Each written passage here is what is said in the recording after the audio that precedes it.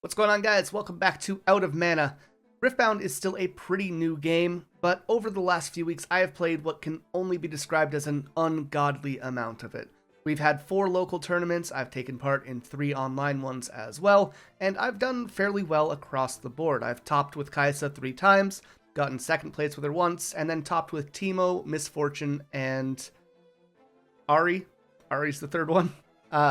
So I've played a good variety of decks, and I do pretty okay, and I wanted to share some thoughts with you about things that I think can help everyone become a little bit better in general. That's not to say I'm the best player or I'm even all that good, but I think these tips are pretty universal, and regardless of who you are, they can help you become a better player. Before we begin though, I do want to take a moment to thank everyone who's helped the channel grow so much over the last few weeks. It has been quite a lot faster than normal, so it's really exciting to see that you guys are enjoying the content.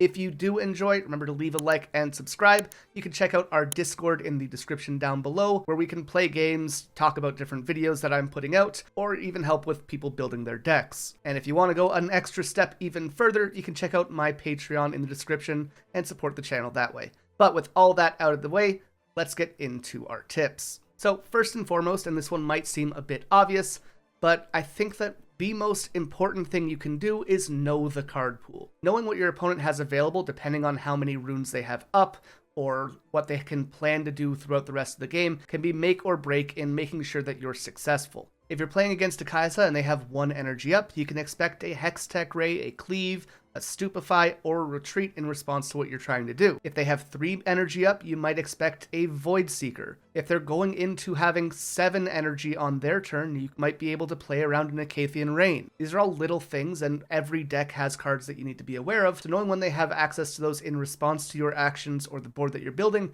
can be make or break. However, you also need to be knowing the powerful and difficult cards to deal with. For example, if you're playing against someone in the body domain, you gotta know that Qiyana is something that they can win the game through. It can generate them cards in hand, it can create energy for them. It has deflect, so it's putting you behind if you have to kill it with a spell rather than being able to take it through combat. You gotta know that late game, they can have things like Dead Bloom Predator, who they can just drop onto one of the battlefields to deal 8 damage to whatever you have there, and you need to be able to stack high enough to get over that. Or, and if we're going back to Kai'Sa for example, you need to know that most of their targeted abilities only affect battlefields, so sometimes it's good to take your cards off of the battlefield and keep them safe that way. Keeping track of the cards that they've used is also big. Follow up on how many Defies you've seen, how many Fight or Flight. These are staple cards for each of these colors, and every time there's a card that they run at 3, and you can follow, that is 10% of their deck that you know what's happening with effectively. Deck lists aren't standard across the board. It's not like they're 1-to-1, everyone's playing the exact same list.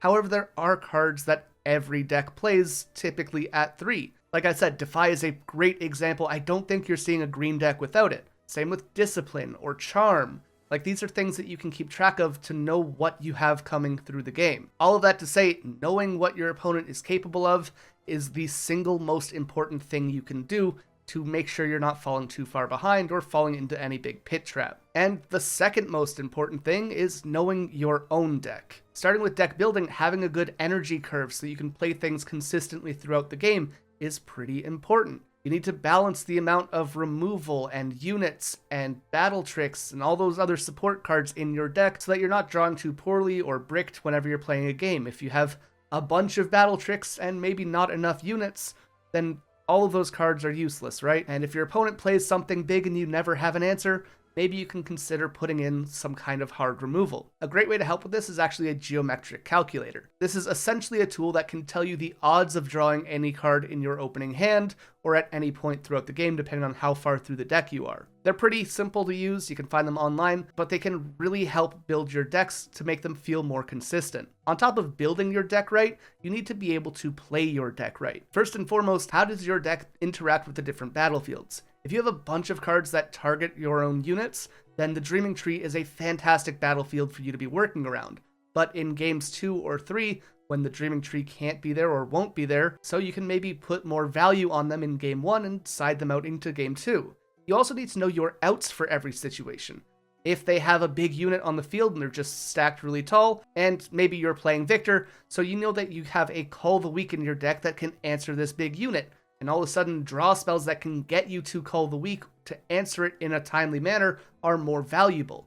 play around what you know is coming in your deck and how they can be solutions for what's on the board, and for what you know is coming from their deck, which comes back to point one, knowing your opponent's stuff. You also need to plan around your bigger spells. For example, if you're playing blue, Time Warp is a fantastic way to end out the game, but you need to have 10 energy to do that. So leading towards those final turns of the game, maybe you're going to try to avoid recycling your power. This way, when you draw Time Warp, you can use it right away. Or Acathian Rain, or Thousand-Tailed Watchers, or even Dr. Mundo. These big, flashy, game-ending cards all need to be things that you can actually play on your turn, and to do that, you need to plan ahead. As for games 2 or 3, like I mentioned in the Battlefields part, we need to actually focus on the cards that you're going to sideboard here. Take note of the cards that don't feel great into the matchup. Take notes of the things that are battlefield dependent. And in the following games, you can remove those cards and put in something that's more situationally effective. I did a whole video yesterday talking about these sideboard options for each color. I think it is super helpful for anyone who's trying to figure out sideboards. Maybe check that one out later. I also have a whole playlist on how to play Riftbound and learning each different aspect of the game. And like I said, I post daily videos, so we're going to start fleshing that out pretty quickly. These can be great tools for helping you improve,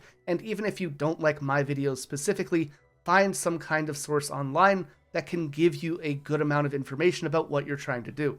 There's a ton of resources out there, and someone's going to connect with you. Now, my final point for this section on knowing your deck is going to be to stop net decking eventually. When you are starting a game or learning a new deck, net decking can be a fantastic tool. Find someone who is established, who knows what they're doing, and learn from them. See what cards they recommend, why they play them, and how they are effective in a game.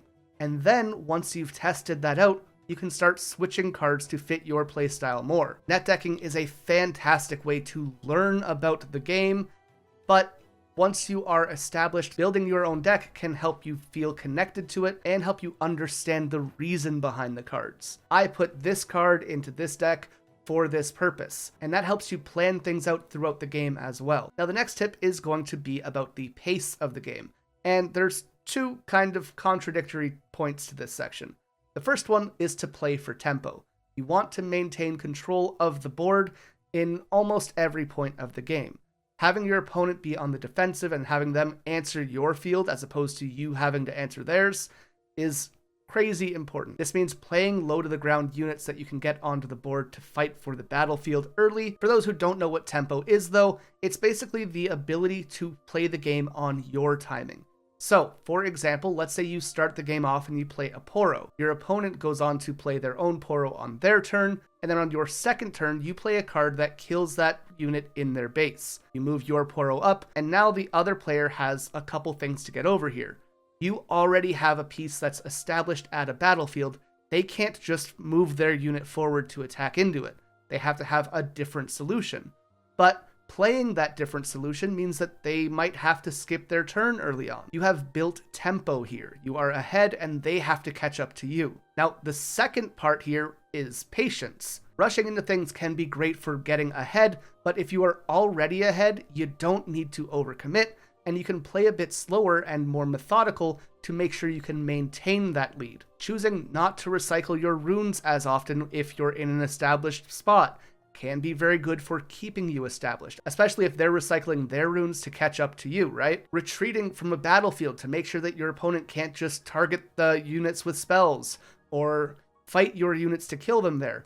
That can also be good to maintain your presence on the board, even if you're giving them a point here or there while you're doing so. So this part can be a little bit difficult to follow through on, but the balance between gaining tempo and maintaining a pace later on in the game, not overcommitting, being patient, can help you control the game and dictate what the final rounds of the game will look like to ensure that you can get those final points without giving your opponent the opportunity to put their own plans into action and take apart what you're trying to do. And that actually leads me to point 4, which is plan your win. In Riftbound, there are two main ways to get your final point, either by holding at the start of your turn, or by conquering and having control of both battlefields for that last 8th point. So, keeping track of your point total is going to be important here. If you are at 7, you can play around setting up a position to be held, either building tall on one or making two very difficult situations that they have to address one of, and if they don't have an answer for both sides, then you win that way. However, if you're at an even point total, you might want to play a bit differently. Let's say you have 6 points when you start your turn. Rather than choosing to hold that battlefield again and hope that you're able to hold it for 2 turns so you can get your final point, sometimes pulling that unit back and establishing a lot of cards in your base that you can push forward in the following turn for big all-out attacks is the better option. The way that I tend to think of this is that if I'm at an odd number of points, I'm probably going to be playing towards holding, and if I'm at an even number of points, I can play more aggressively and try to conquer both sides of the field. And if you understand that gameplay, then you can also prepare for what your opponent can and wants to do on their turns. If they have 6 points, you know they only have 2 options. They can either try to hold one position for 2 turns, or try and conquer both at the same time. And playing around that isn't too difficult to do, so you can almost guarantee that they can't win on their turn. Meanwhile, if they are at 7 points, you obviously have to play very differently, as just holding is enough to get them there. So to put this point simply, I want you to think about what you need to do to win the game, and think about what your opponent needs to do as well. And the 5th and final point is to learn. Play as much as you can, and if you can, make one deck that you one trick and learn the ins and outs of, learn every matchup for that deck, and get as good with it as possible so that you know how to play in any situation. Then, if you want to, you can learn other decks as well, and you can learn the game from that perspective with a strong foundation of how the other deck plays as well. This can be an extremely effective way of figuring out how the game works, how different matchups work, and the strengths and weaknesses of each deck in each different situation. Because once you've learned how to play against a deck with your first one trick, then learning it from the perspective of a second deck isn't too bad. And if you try the opponent's deck out at some point, you'll know the weaknesses of it as well, and how to play around those to maybe make the best of your situation as you're playing that game. Second part of this is to review your games. Now, obviously, you're not going to show up to locals and record every game in most cases, but play online. Review the game after you finish it. See what you did well, see what you did poorly, and be honest. Because it's easy to be like, they just top decked the best thing. But was there anything you could have done to alleviate that problem? Is there anything you could have done differently to not put yourself in that position where one top deck could finish things out? Now, that isn't to say that sometimes you just couldn't win the game. It was impossible, right? I was playing a game with my cousin the other day, and he was playing Teemo, for example, and going second on his first turn, this man used stacked deck, saw 3 Nocturnes in the 3 cards he looked at, and put them all on the field, recycling his 3 runes. Like, that is a rough place to play out of, and there's nothing that you can do in that situation as the other player to really prevent that from happening. That's out of your hands. And when you see a game like that, don't worry about it. That shit just happens sometimes, and it's best not to stress about it. You just say, damn, that was fucking cool, and you move on to the next game. But it's important to be able to differentiate between that was just a lucky, impossible situation, and I fucked up here, and I could have done this, this, and this better.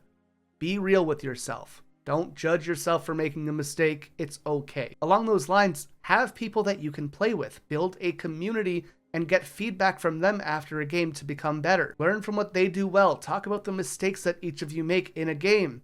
This can help you both get better, and if you're playing with better people, you will get better. It's just a big, endless loop of improvement that can be super effective. And if you want to learn from the best of the best, there are a ton of resources on YouTube already looking at tournament results and analyzing the final matches of big regional events that you can look into to learn and see what they're doing differently from what you're doing. But those are mostly the 5 tips that I'm looking at here. First and foremost, be aware of what your opponent's cards are and what they do. Second, know your own deck, build it well, have it be balanced, and know what your options are and the purpose behind the cards in your deck. Third, control the pace of the game. Establish a good sense of tempo early, and then don't overcommit once you're in control. Fourth, play towards your win condition, play towards your outs. Know what you're looking for in any given situation, and make sure when you find it, you're able to use it. And 5, practice and review as much as possible. And be honest when you're doing it. If you can do these 5 things and you continue to do these 5 things, you will be a better player than you were yesterday, and you will be a better player tomorrow than you are today. Let me know if I missed any big tips in the comments down below,